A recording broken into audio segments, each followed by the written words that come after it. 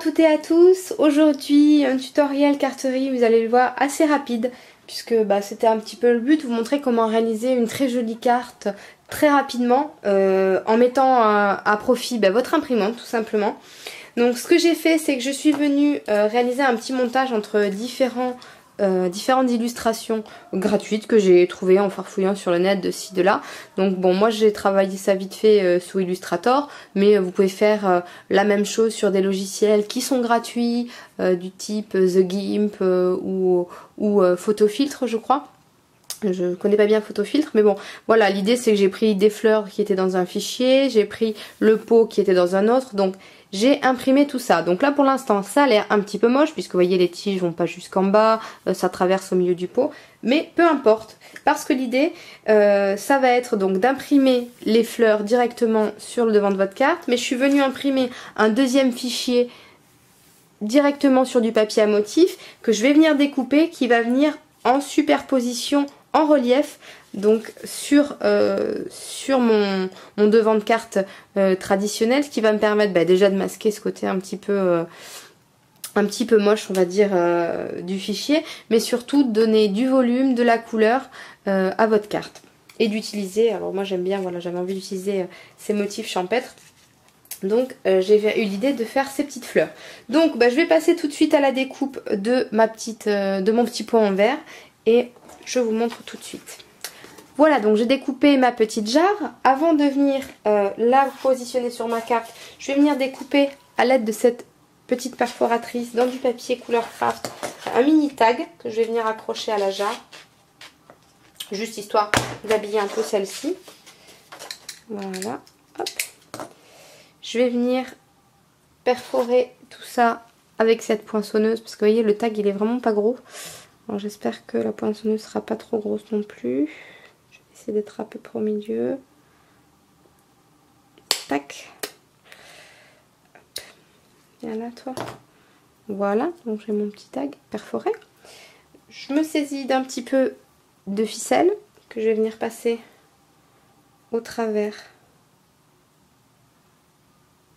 de mon petit tag, si j'y arrive. Voilà. Donc hop.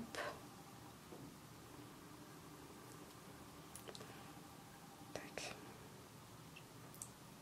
Et tac. Voilà. Et je vais venir maintenant passer ma ficelle de part et d'autre de ma jarre. Hop. Comme ceci, une ou deux fois. Hop. Hop. Alors vous pouvez soit venir faire le nœud devant, soit venir le faire derrière. Je suis en train de me demander si je vais pas le faire derrière, moi plutôt. Hop, je vais positionner le tag plus ici. Et je pense que je vais faire le nœud derrière. Donc voilà, j'ai mon petit pot qui est décoré comme je le souhaitais. Et l'idée ça va être maintenant de venir le mettre en place en vis-à-vis de ce qui est déjà tamponné, comme ceci. Donc hop, je vais venir utiliser pour ce faire des mousses 3D. Donc moi je vous conseille d'en mettre au moins une en haut et une en bas, histoire que ça tienne quand même pas trop mal, mais pas trop près du bord. Pas trop près du bord si vous voulez, pour pas qu'on le voit trop quand... Alors vous pouvez utiliser la mousse 3D aussi pour essayer d'aplatir un petit peu, si comme moi vous avez fait le nœud derrière et que vous voulez pas que ça ait trop de relief. Hop, vous le coincez dans la mousse. Donc je viens retirer les pellicules de protection. Et je vais venir positionner tout ça